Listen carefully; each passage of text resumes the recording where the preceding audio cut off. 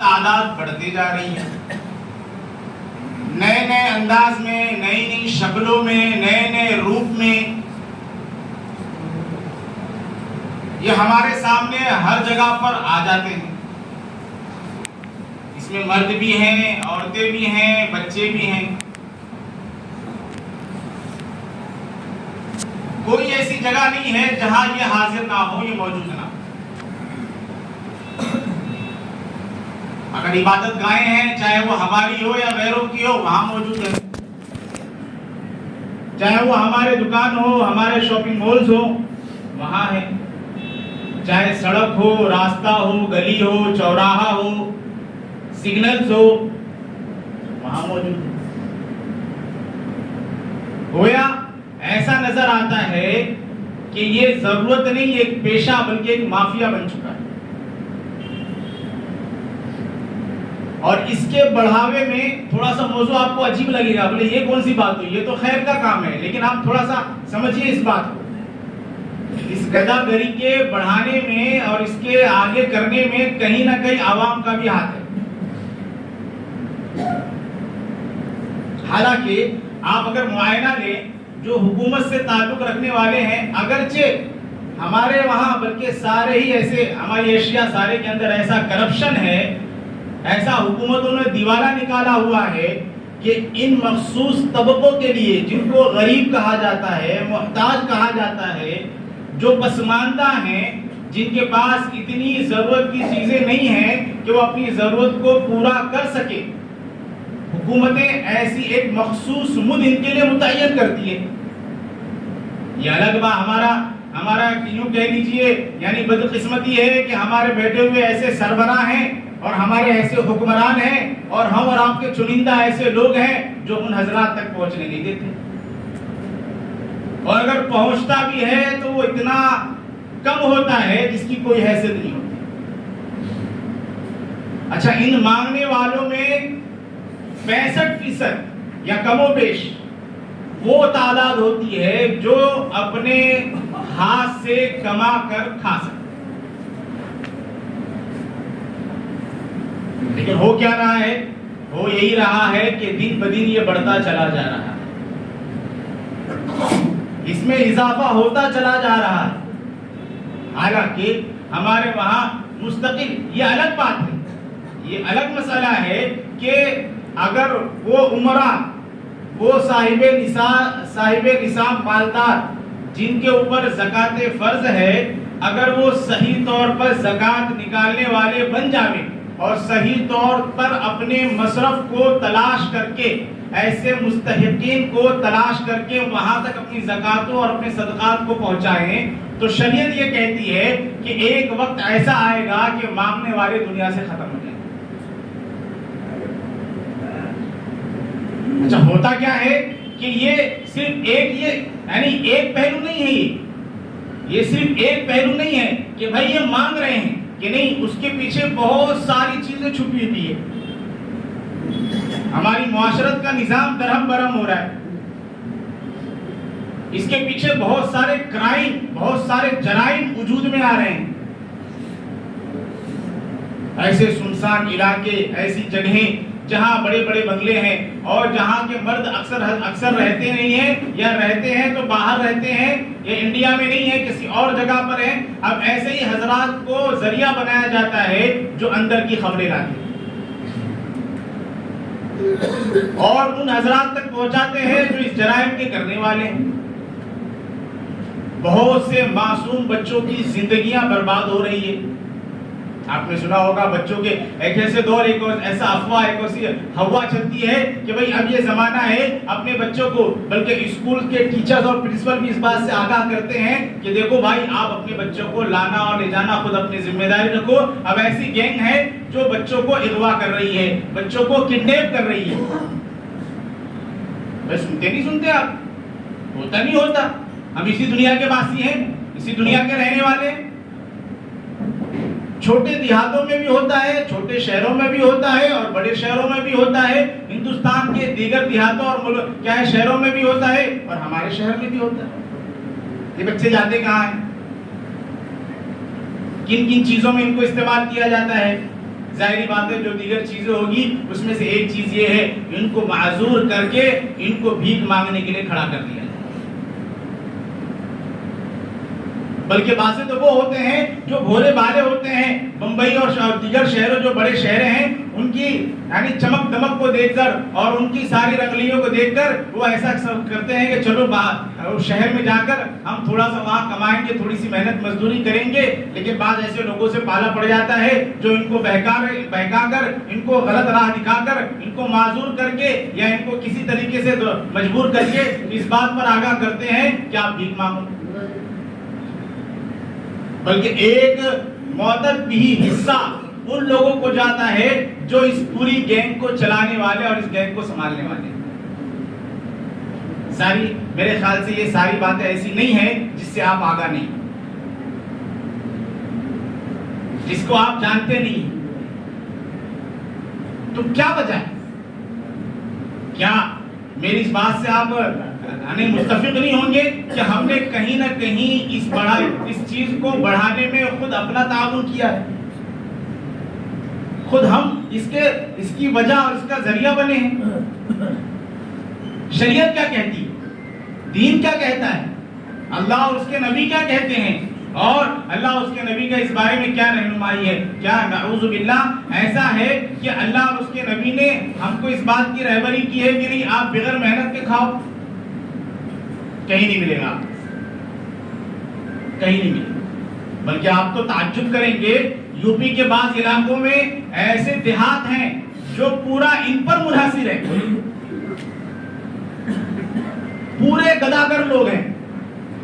بلکہ آپ آگے چلیں تو اس گداگری کو, اس بھیک مانگنے کو, اس بھیکاری پنے کو وہ ایک عبادت سمجھتے ہیں. ہم وہ لوگ ہیں جو ہم کسی پر ڈیپینڈ نہیں ہیں, ہم اللہ کے بندے ہیں اور اللہ کی دی ہوئی روزی کھاتے ہیں. یہ تو ایک پہلو ہے. ایک پہلو ان کا یہ ہے کہ یہ اتنا ان کا حال یہ ہے کہ بلکہ بعض مرتبہ اگر تھوڑا سا ہمارے ماہرین نے اور ہمارے بڑوں نے جب تھوڑا سا ریسرچ کیا, تحقیقات کیے, تو معلوم یہ پڑا ان کے وہاں شادیاں بھی اس بیس پر ہوتی ہے کہ کون کتنا زیادہ مانگنے والا ہے. اس کی ڈیلی انکم, منتھلی اور ویکلی انکم کتنی ہے. اگر وہ زیادہ ہے تو ان کی شادی بیاہ بھی اسی بیس پر ہوتے ہیں. جیسے آج ہمارے وہاں ڈگریوں کے بیس پر ہوتے ہیں, انکم کے بیس پر ہوتے ہیں کہ بھائی اب ہمارا بچہ سرکاری ملازم ہے, سرکاری ملازم تو بہت اچھی بات ہے. تو یہاں دہیج بڑھ جاتا ہے, ڈیمانڈ بڑھ جاتے ہیں, رواج بڑھ جاتا ہے. ہمارا بچہ سافٹ ویئر انجینئر ہے, ہمارا بچہ فلاں جگہ پر ہے, اچھی کمپنی میں ہے. ویسے وہاں ان کا مزاج یہ ہے کہ ہمارے وہاں کمانے والا بہت زیادہ کماتا ہے. بلکہ بمبئی کی ایسی کارگزاریاں ہیں, میں آپ کو نام لوں. باندرا کی ایک بڑی مسجد کا یہ واقعہ سامنے آیا تھا اور ذمہ داروں نے سنایا کہ جب وہاں کا ایک بھکاری, وہاں کا ایک مانگنے والا جب اپنی جگہ کسی بنا پر چھوڑ کر جانے لگا تو اس نے کئی لاکھ روپے میں اپنی جگہ کو بیچا, حالانکہ وہ مسجد کی سیڑھی تھی, اس کے باپ کی جاگیر نہیں تھی. وہ مسجد کی سیڑھی تھی, اس نے خریدا نہیں تھا, اس کے باپ کی جاگیر نہیں تھی, لیکن کئی لاکھ روپے میں بیچا. کیوں؟ کیونکہ یہ باندرا کا پوش ایریا ہے, یہاں رچ اور مالدار لوگ آتے ہیں, اس لیے یہاں کی بھیک بھی اچھی آتی ہے. بلکہ ان کا تو حال یہ ہے کہ ایک بھکاری جس جگہ پر اس نے قبضہ کر لیا ہے, اگر دوسرا وہاں بیٹھنا چاہے تو بیٹھ بھی نہیں سکتا, ایک علاقے کا دوسرے علاقے میں جا بھی نہیں سکتا. یہ حال ہے. اب قرآن کیا کہتا ہے, حدیث کیا کہتا ہے؟ اللہ رب العزت فرماتے ہیں کہ ہم نے ہر بندے کو جیسے دیگر احکامات دیے, دیگر اللہ کی طرف سے ان کے لیے اوامر ہیں, ویسے ایک امر یہ ہے کہ اپنی محنت کا کما کر کھانا. اس لیے اللہ رب العزت نے اپنی صفت بتائی, ان اللہ هو الرزاق ذو القوة المتین. اللہ کی ایک صفت رازق ہے, رزاق ہے. ہم نے روزی کا ذمہ لے رکھا ہے, اس لیے آپ نے سنا ہوگا حدیث پاک کے اندر آتا ہے جیسے موت انسان کے تلاش میں اور جستجو میں رہتی ہے، موت آئے بغیر چارہ نہیں، اللہ کے نبی صلی اللہ علیہ وسلم فرماتے ہیں ویسے روزی بھی انسان کے تلاش اور جستجو میں رہتی ہے، اس کی روزی ملے بغیر اس کو چارہ۔ اللہ رب العزت ایک جگہ پر فرماتے ہیں نحن قسمنا بینہم معیشتہم، ہم نے تمہاری روزی کو تمہارے درمیان تقسیم کر دیا ہے، ہم نے تقسیم کر دیا ہے۔ یہ الگ بات ہے کہ اللہ یبسط الرزق لمن یشاء ویقدر، کہ اللہ نے اس روزی کے دینے میں یہ الگ بات ہے کہ تناسب الگ رکھا ہے، کسی کو زیادہ دے دیا کسی کو کم دے دیا، یہ حکمت ہے، ان کی حکمت عملی ہے۔ ایسا نہیں ہے کہ سارے اس کے بندے تو سارے مالدار بنا دیں، نہیں، اس کی حکمت ہے۔ اگر سارے ہی مالدار ہو جائے تو کام کون کرے؟ ہمارا یہ کچرا کون اٹھائے گا جو روز صبح صاف ہو جاتا ہے؟ ہماری گٹر کون صاف کرے گا؟ کوئی نہیں صاف کرے گا۔ جب وہ بی ایم ڈبلو میں گھومنے والا ہے، جب وہ مرسیڈیز میں اس کے پاس ہے، تو آپ کا وہ کچرا صاف کرنے آئے گا؟ ظاہری بات نہیں آئے گا۔ وہ ہمارے چپل کون سیے گا؟ ہمارے کپڑے کون سیے گا؟ ہماری ٹوپیاں کون بنائے گا؟ ہمارے گھر کون تعمیر کرے گا؟ ظاہری بات یہ حکمت عملی ہے اس کی، بہت ساری حکمتوں میں سے۔ اس لیے ہم نے نظام رکھا ہے کہ کسی کو ہم نے زیادہ دے دیا، کسی کو ہم نے کم دے دیا، لیکن تقسیم سب کے لیے، روزی سب کا انتظام سب کے لیے۔ بلکہ ایک جگہ پر آپ نے فرمایا، اللہ رب العزت فرماتے ہیں وَفِي السَّمَاءِ رِزْقُكُمْ وَمَا تُوعَدُونَ، آسمانوں میں تمہارے لیے روزیوں کا وعدہ کیا گیا ہے، کہ آسمانوں میں تمہارے لیے روزی کا ہم نے وعدہ کیا۔ اب آئیے حدیث پاک کی طرف۔ اللہ کے نبی صلی اللہ علیہ وسلم کی بے شمار احادیث ہے کہ اللہ کے نبی صلی اللہ علیہ وسلم نے اس بات کو فرمایا ہے کہ سب سے بہتر عمل جو ہے آدمی کا اپنے ہاتھ سے کما کر کھانا ہے۔ ایک موقع پر اللہ کے نبی صلی اللہ علیہ وسلم نے فرمایا کہ تم میں سے کوئی رسی لے کر، کلاڑی لے کر جنگل جائے، لکڑیاں کاٹ کر لائے اور اس کو بیچے، تاکہ لوگوں کے سامنے دستے دراز سوال کے لیے کہے، دست نہ پھیلانا پڑے، ہاتھ نہ پھیلانا پڑے، اس سے بچنے کے لیے سوال کرے۔ فرمایا سوال کرنے سے زیادہ بہتر ہے۔ ایک موقع پر صحابہ کرام رضوان اللہ تعالی علیہ مجمعین فرماتے ہیں رسول پاک صلی اللہ علیہ وسلم نے فرمایا کہ جتنے انبیاء دنیا کے اندر آئے ساروں نے اپنی محنت کی کھائی، حالانکہ تو نبی تھے، ساری کائنات میں سب سے اعلیٰ، سب سے افضل، سب سے اچھے لوگ، اور بھیجا سب سے بڑے کام کے لیے۔ ان کو تو سارے کاموں سے مستغنی کر دیا جاتا، بھائی آپ بڑے کام کے لیے آئے ہو، امت کی ہدایت کے لیے آئے ہو، ہم آپ کے لیے روزی کا انتظام کریں گے، آپ کماؤ بس صرف کام میں لگے رہو۔ بھائی اچھی بات یہی ہے نا، بھائی آپ اپنا کام کرتے رہو، روزی کا انتظام ہم کریں گے، ایسا نہیں ہے۔ لیکن رسول پاک صلی اللہ علیہ وسلم فرماتے ہیں جتنے نبی آئے سب نے بکریاں چرائیں۔ صحابہ نے سوال کیا اللہ کے نبی آپ نے بھی؟ آپ تو امام الانبیاء ہیں، نبی الانبیاء ہیں، آپ نے بھی بکری چرائی؟ فرمایا ہاں میں نے بھی بکری چرائی۔ آپ فرمائے لگے کہ چند قیرات پر میں اہل مکہ کی بکریاں چرایا کرتا تھا۔ اس لیے آپ دیکھ لو کہ حضرت خدیجہ رضی اللہ تعالیٰ عنہ جو نکاح آپ نے فرمایا ہے، اس کی وجہ یہ ہے کہ آپ کی تجارت میں دیانت داری اور امانت داری، آپ نے کئی اسفار کیے تجارت کی بنیاد پر، کئی سفر آپ نے کی، بلکہ آپ نے فرمایا اللہ کے نبی داؤد، حضرت داؤد علیہ السلام خود وہ اپنی محنت کا کما کر کھاتے تھے۔ علماء نے عجیب بات بتائی کہ یہاں اللہ رب العزت میں اور اللہ کے نبی صلی اللہ علیہ وسلم نے حضرت داؤد کا تذکرہ کیوں کیا؟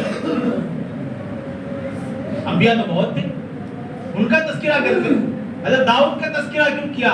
فرماتے ہیں کہ حضرت داؤد علیہ السلام کا تذکرہ اس لیے کیا کہ 1.25 لاکھ یا 2 لاکھ انبیاء علیہ السلام میں جو اللہ رب العزت نے سلطنت اور حکومت عطا فرمائی تھی وہ حضرت داؤد کو عطا فرمائی۔ اللہ خود فرماتے ہیں کہ ہم نے تمہارے ملک کو مضبوط کر دیا ہے، تمہیں بہترین بات کرنے کا سلیقہ اور ڈھنگ دیا ہے، لیکن اس کے باوجود فرمایا کہ ہم نے تم کو یہ بات عطا فرمائی ہے بطور معجزے کے کہ ہم نے تمہارے لیے لوہے کو نرم کر دیا۔ تو آپ کو تو حکومت تھی، جب بادشاہ ہیں، حکمران ہیں اور ساری حکومت آپ کے قبضے میں ہے اور آپ نبی ہیں، تو آپ کو کمانے کی کیا ضرورت؟ کوئی ضرورت۔ لیکن جب اتنے بڑے نبی جو حکومت کے مالک تھے، جو بادشاہ تھے، جب وہ نبی اپنی محنت کا کما کر کھاتے تھے کہ آپ زرہ بنا کر بیچتے تھے اور اس زرہ کے ذریعے سے آنے والا جو پیسہ ہوتا تھا اس سے اپنا گھر چلاتے تھے، حکومت کا مال استعمال نہیں کرتے تھے۔ فرمایا جب اتنا نبی بڑا نبی ہے تو دیگر انبیاء کا تو کیا حال ہوگا؟ اس لیے حضرت داؤد علیہ السلام کا تذکرہ ہے۔ اب رہا مانگنا کہ مانگنے کی کہاں تک اجازت ہے اور کہاں تک شریعت نے اس کو اجازت دی ہے، تو بزرگوں مانگنے کی اجازت تو کہیں بھی شریعت نے نہیں دی۔ شریعت نے کہیں بھی اس بات کا حکم نہیں کیا ہے کہ تم اپنے لیے کسی کے سامنے دستے سوال دراز کرو،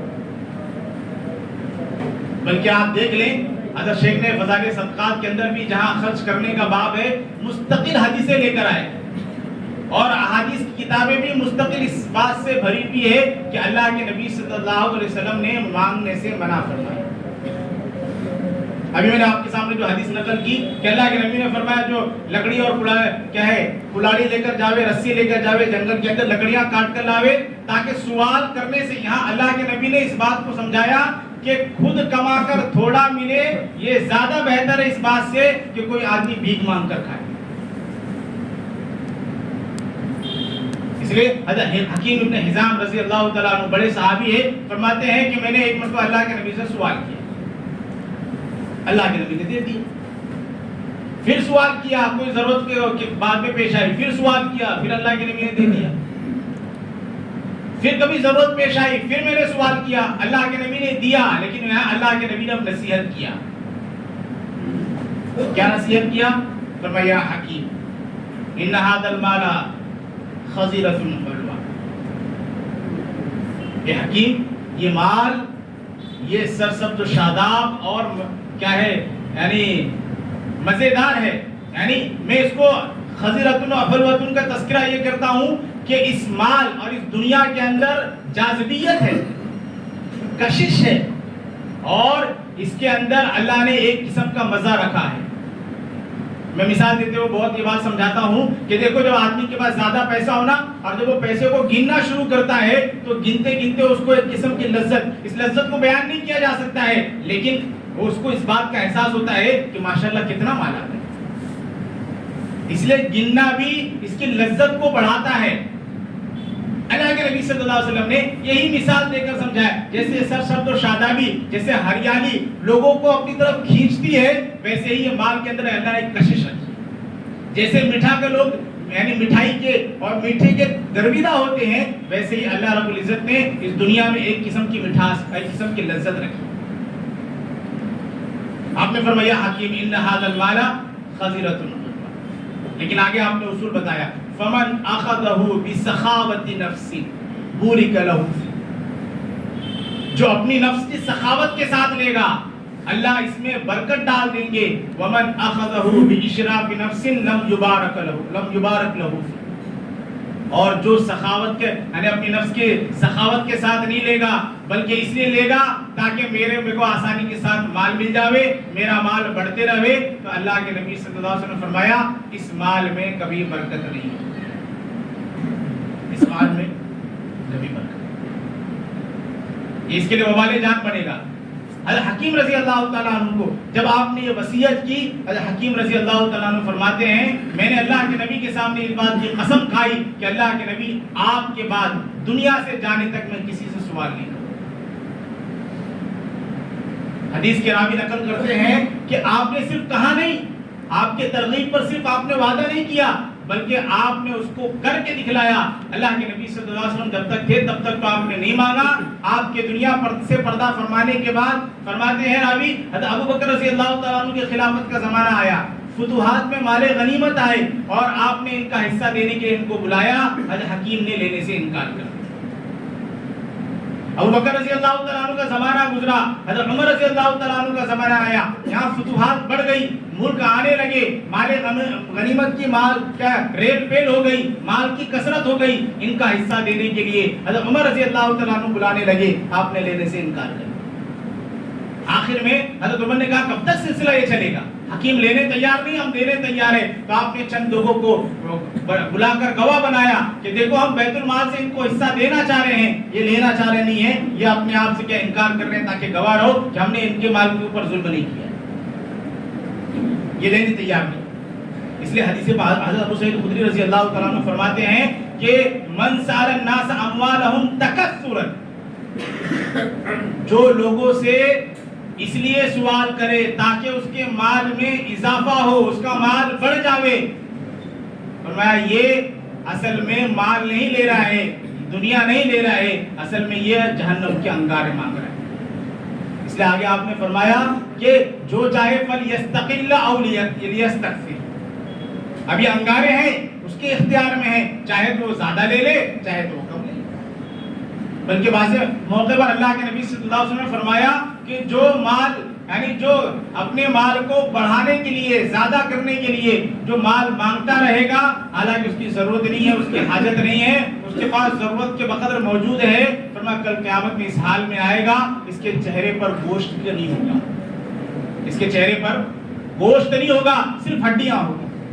لوگ اس کو دیکھ کر سمجھ لیں گے یہ دنیا میں مانگنے والا تھا. ایک میں حضرت سمرہ ابن جندب رضی اللہ تعالیٰ عنہ فرماتے ہیں کہ المسائل قدوح، کہ مانگنا یہ اپنے چہرے کو نوچنا ہے.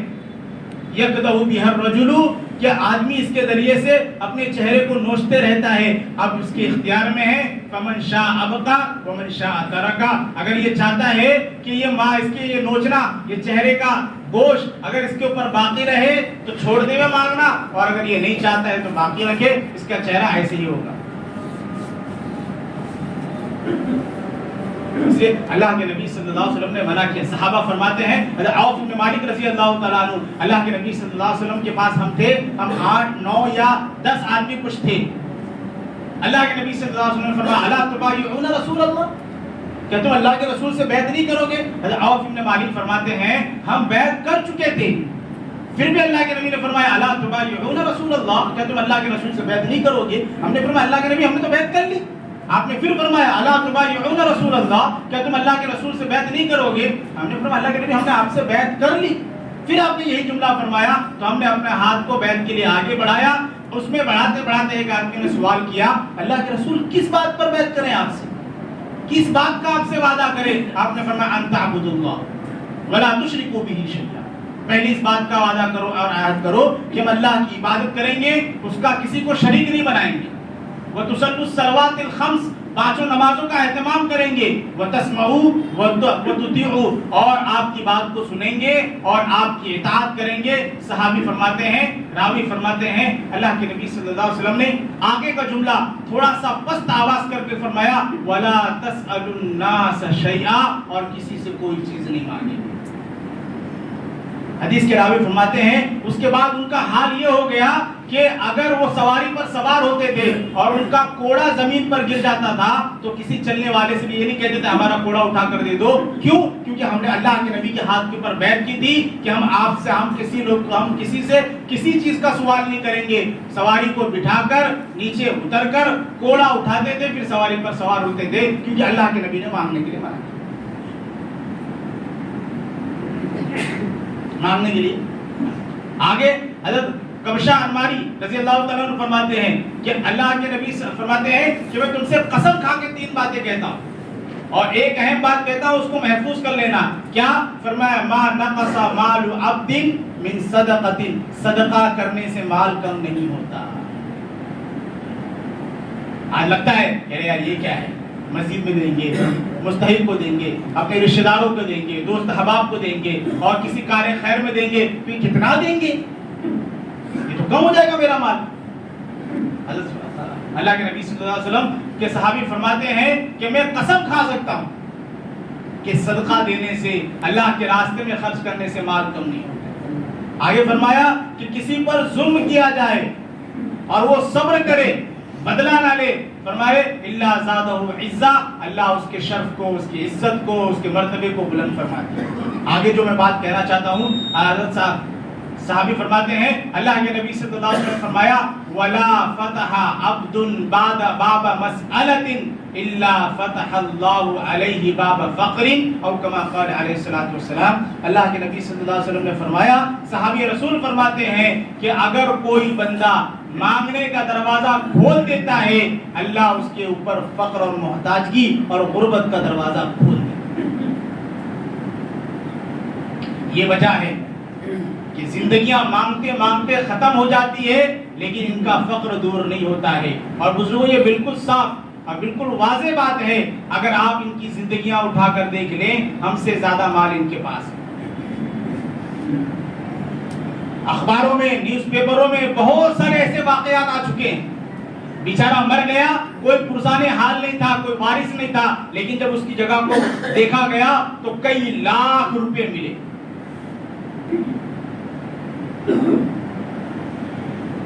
یہ وجہ ہے, اس لیے ہم اور آپ کی ذمہ داری ہے ہم اس بات کی کوشش کریں. یہ نہیں ہے کہ میں کام پہ جا رہا ہوں, میں کسی کے کار خیر میں جا رہا ہوں, ارے 2 روپیہ دے دیا تو کیا فرق پڑتا ہے, 1 روپیہ دے دیا تو کیا فرق پڑ گیا ہے. اب تو ڈیمانڈ بڑھتا جا رہا ہے, اب تو بولتے بھائی اگر آپ کیش نہیں تو آن لائن بھی کر سکتے ہو. ہاں کیش نہیں ہے تو آن لائن بھی کر سکتے ہو, کیو آر کوڈ ہمارے پاس ہے. اب بتاؤ کیا ہے یہ. ہم اور آپ ترقی دے رہے ہیں, ہم اور آپ بڑھاوا دے رہے ہیں یا کوئی اور بڑھاوا دے رہا ہے. علماء کا صاف مسئلہ ہے, یہ حضرات جو پیشہ ور بھکاری ہیں, جو پیشہ ور مانگنے والے ہیں, اگر ہم نے غلطی سے اپنے زکوٰۃ اور صدقات واجبات پہ دے دیا تو ادا نہیں ہوگا. سیدھی بات ہے, کیونکہ زکوٰۃ کا صرف یہ نہیں ہے میں نے دے دیا, نہیں, آپ علماء سے پوچھیں, دینے والے کی ذمہ داری ہے صحیح مصرف کو تلاش کرنا. ایسے نہیں دے دیا میں مالدار ہوں دے دیا, میرے کو فرق نہیں پڑتا.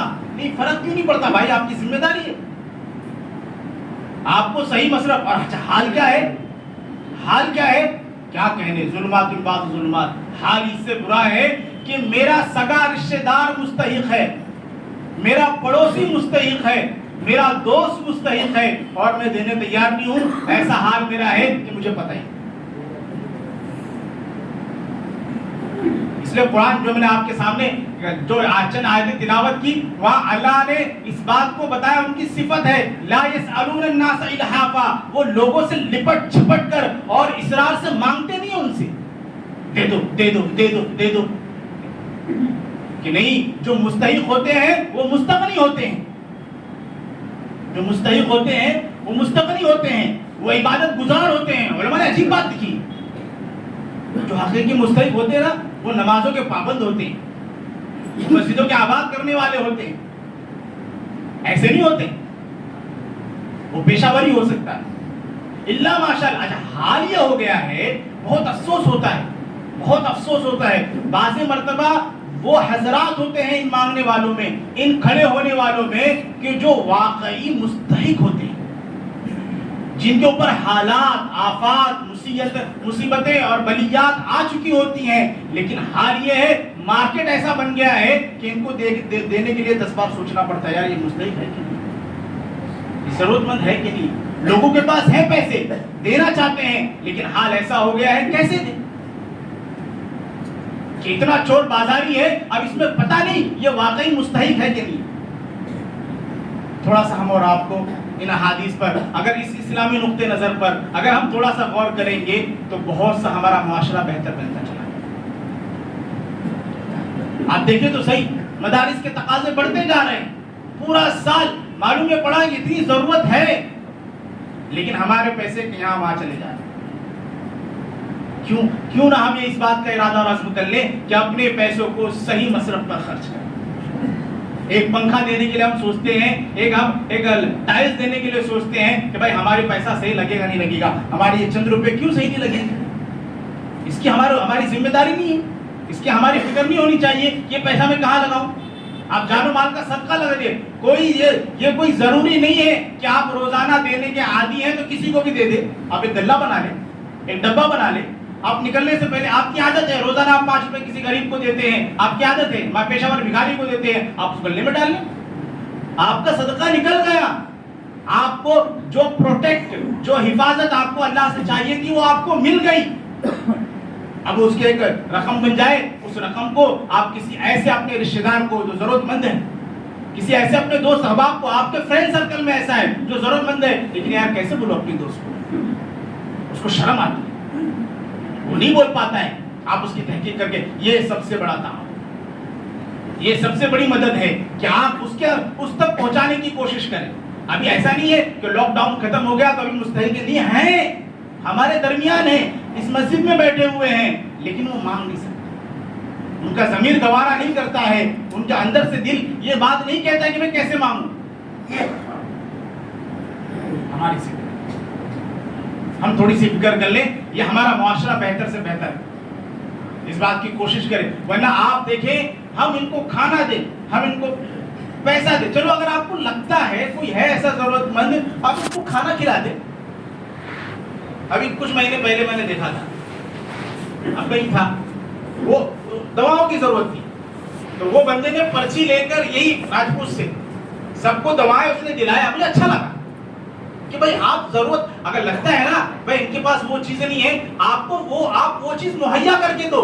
بھائی بھوک لگی ہے، میرے سامنے لگی ہوٹل ہے، کھانا کھا لے بھائی، کھانا دے دے سکو۔ آپ کو اناج چاہیے، اچھا حال کیا ہو گیا ہے، آپ کپڑے دو کپڑے بیچ دیتے، اناج دو اناج بیچ دیتے۔ ہم خوش فہمی میں ہیں کہ ہم اچھا کام کر رہے ہیں، حالانکہ ہم اچھا کام نہیں کر رہے۔ اس لیے آج میرا پوری بات کا خلاصہ یہ ہے کہ کہنے کا میرا مقصد یہ ہے کہ بھائی ہمارے معاشرے کی یہ بیماری ہے، ہم غربت بڑھا رہے ہیں، ہم غریب پیدا کر رہے ہیں۔ اگر ہم یہ کر لیں نا کہ نہیں مجھے کرنا ہے، میں اپنے مال کو اپنے پیسے کو 1 روپیہ کیوں نہ ہو میں اس کو صحیح سمجھ کے خرچ کروں گا، تو اللہ کی ذات سے امید ہے اس کے پیچھے جتنے کرائم اور جتنے جرائم جنم لے رہے ہیں وہ انشاءاللہ ختم ہوتے چلے جائیں۔ اب تو حال یہ ہو گیا، لوگ غربت زدہ علاقے دکھا کر لوگوں سے تعاون اور ڈونیشن لیتے ہیں۔ اللہ کیا حال ہو گیا، غربت زدہ علاقے دیکھیے ہمارے انڈیا میں، ہمارے ہندوستان میں، یہ دیکھو غربت والا ہے، رفیع نگر بہت زیادہ غربت ہے، سب سے زیادہ رفیع نگر میں پیسہ ہے۔ میں یہ نہیں کہہ رہا ہوں آپ میرے بات کو پوزیٹیو لیں، نیگیٹو نہ لیں، مثبت لیں، منفی نہ لیں، لیکن یہ ہے آپ سے اتنی میری درخواست ہے کہ اپنے مال کو صحیح مصرف پر خرچ کرنے کی کوشش کریں، اگرچہ 1 روپیہ، اگرچہ چند آنے ہی ہو، لیکن اس کو صحیح مصرف پر۔ ایسا نہ ہو کہ ہم کسی کار خیر کا ارادہ کر رہے ہیں اور اس کے درجے سے کچھ غلط چیز وجود میں آ رہی ہے۔ اللہ رب العزت دعا ہے کہ اللہ رب العزت ہم اور آپ کو تمام باتوں پر عمل کرنے کی توفیق عطا فرماوے، اور جو اگر کسی بنا پر مجبور ہیں تو ان کو اللہ بہتر سے بہتر کوئی کام کرنے کی توفیق عطا فرماوے، اور اگر نہیں ہے تو ہم ان کی رہبری کر دیں، ہم چھوٹا موٹا کوئی کام دلا دیں۔ اب تو بہت ایسے ذرائع ہیں، آدمی کرنا چاہے تو کر سکتا ہے۔ اللہ رب العزت تمام باتوں میں عمل کی توفیق عطا فرماوے۔